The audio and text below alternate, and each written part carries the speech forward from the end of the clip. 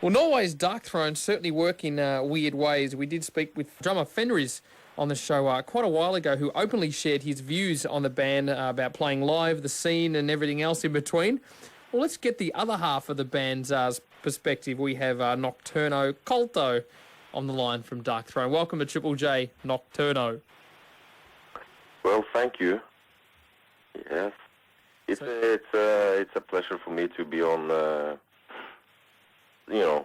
something in Australia because it's so far away. So it's for me, it's very exotic.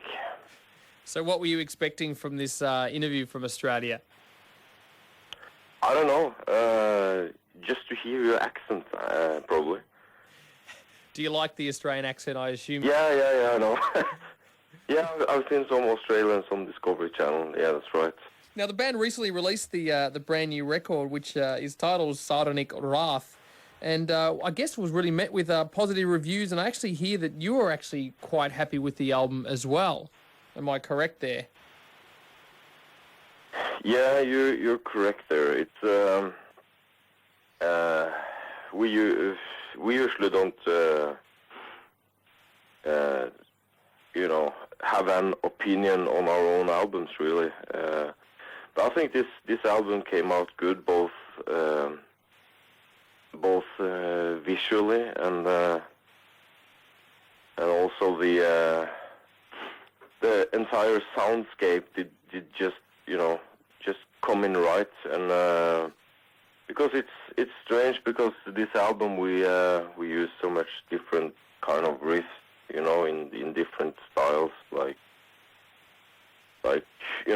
rock and roll and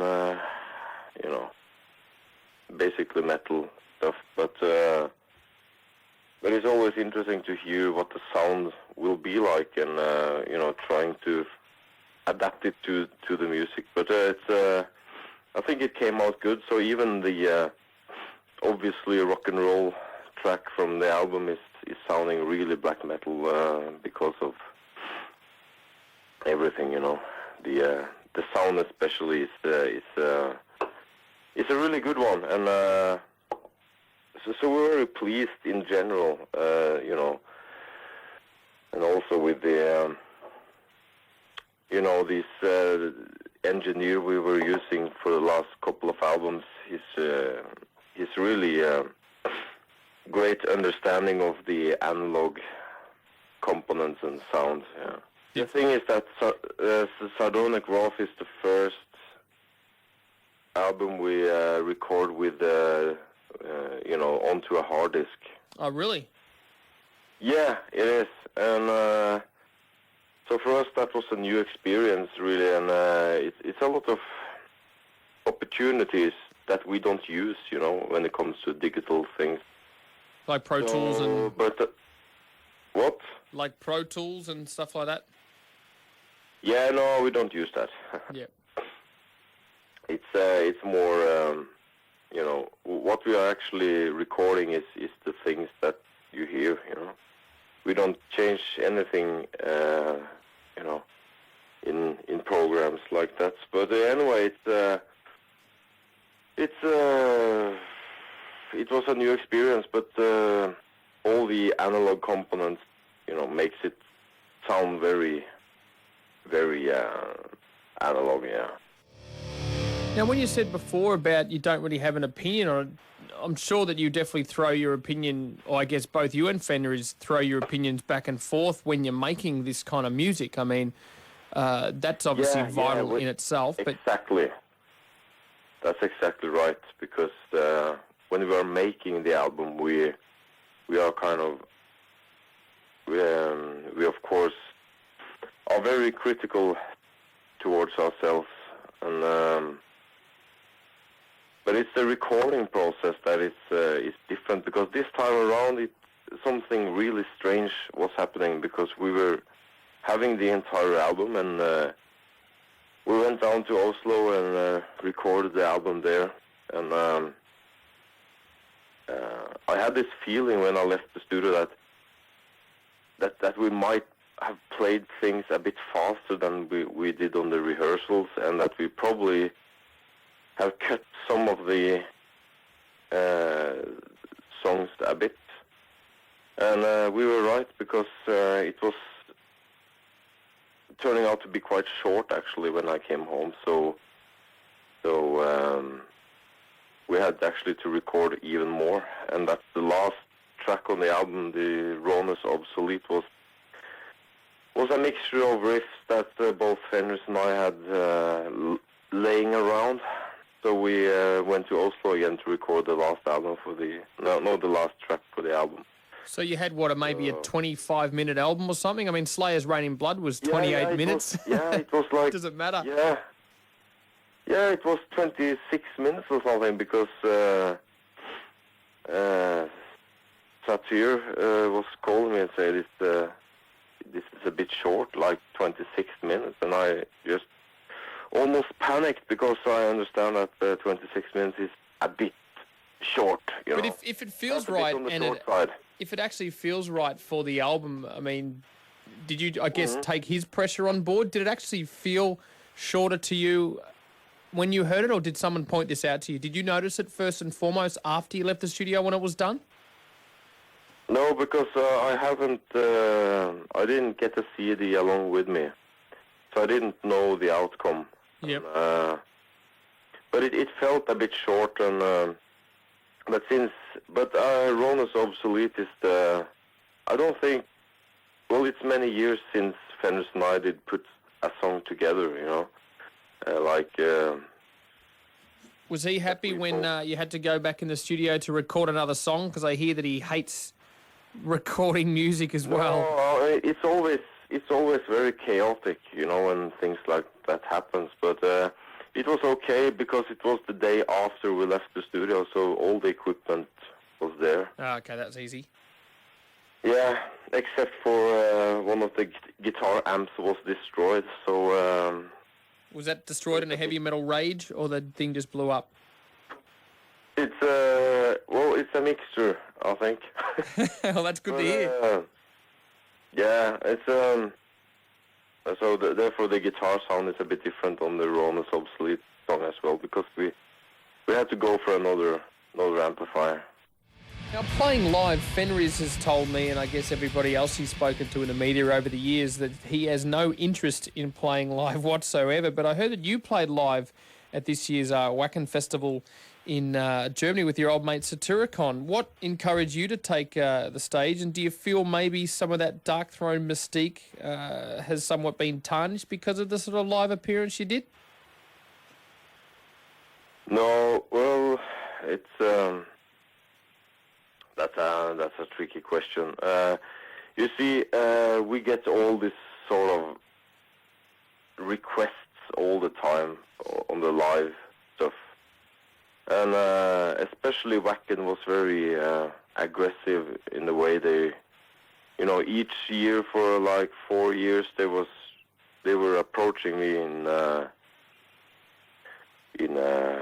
the autumn, and they wanted us to, of course, to play, and big money here, big money there, and stuff like that. Has it been tempting? Did you ever tell Fenris the sort of offers you guys get? Does it feel tempting, with the offers? You see,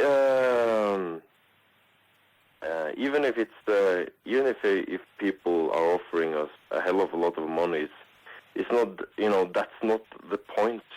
Yep. Because you can't really. For us, it's first of all, it's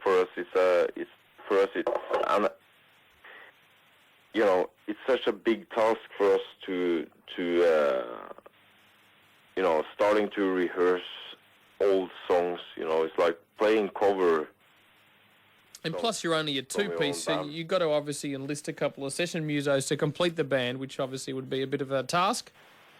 Yeah, we have to have a couple of other musicians as well, and it requires a lot of rehearsals, and we have to, drag the old songs back again, and so it's a lot of work, and it will probably take us, a fucking year or something to set up a really good show, and I think it's basically not worth it, but... Well, how did it feel for you when you were out on stage? Did you, you obviously haven't played for a hell of a long time. What sort of buzz did you get out of it? Did you feel like you were missing out? No, it's okay. I mean, the Racket thing was it was a very strange experience with that many people. It's like I couldn't really treat them as an audience. I was more treating them like a big mass of flesh. You know? Yep. It's so huge. You know, it's just a big wobbling mass of flesh out there, and you know, it's just. But it's amazing to you know, to have the really powerful sound on the stage, and so it felt very okay. Yeah. Now, I heard that this was actually captured or televised on TV. Did Fenriz actually watch this? And I guess what were his thoughts that you did the show? And apparently it was billed as being sort of the Darkthrone Satyricon TV special for the masses. What is his thoughts on the whole thing? Oh, yeah, you're referring to the program that was run on the national television. Yeah, well, it was just fragments of the real concert there. It was a lot of other, you know, things that happened around the concert as well. But it was, I mean, he saw the same thing last year in October, because then we played in, well, Moonfog had this celebration in Oslo, and Satyr phoned me and, you know, wondered if I could join Satyricon for a couple of Darkthrone songs in Rockefeller in Oslo, and I think Fenriz was there, and he saw the things there. And was he tempted to get up and play the songs behind the drums, or he just said forget it? No. Was he offered at all? Very. I think he's very relieved that he won't be playing. You know. Did he get stage fright? Is that what it is? He just gets stage fright? Well, stage fright or whatever. It's. He don't really like to play the drums that much, you know.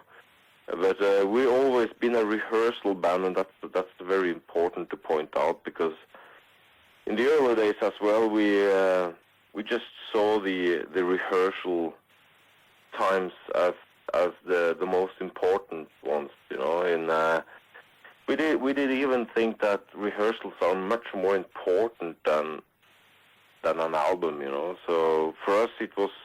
After we recorded the albums, the only question was, you know, we have to start rehearsing again, you know. Yeah. Because that's the important stuff. Well, with the band itself, you know, you come across more the one who handles the band's affairs, and I guess the more driven member of Darkthrone. I believe you've just put together your own record label called Tyrant Syndicate Productions, and you're actually going to be looking for bands. Will you accept material from Australian heavy metal bands? Absolutely, and I mean, we did get some demos from Indonesia just a few days ago. So I mean, everyone has to, you know, can send demos to our record label. What's the best way? Do you have a website that they can log on to? I mean, I think it's on the Peaceville websites. It's a link to Tyrant Syndicate, and it's. You know, all the P.O. box and stuff are there, so... And are you after any particular style of heavy metal? I'm sure you probably won't be keen on new metal or... You know, you see, this is quite new stuff. We haven't... You know, we only signed one band, you know, the Aura Noir from Norway. And so we don't know what to do, really. We have a plan, but, you know, we're not going to release a lot of albums.